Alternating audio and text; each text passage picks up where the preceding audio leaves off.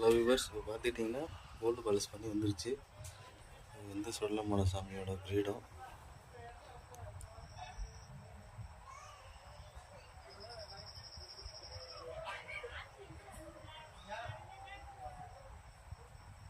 காது மடல்லேருந்து எல்லா இது வரைக்கும் பருத்திக்கா வரைக்கும்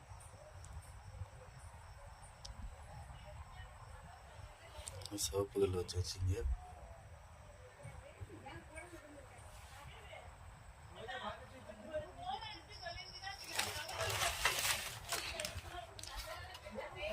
இது வந்து பேச்சி மாவு சுடரோடு செஞ்சாச்சு. சைடில் கொண்டை இருக்குது. அது காது மடலோடு சேர்த்து சிவப்புகள் வச்சாச்சு.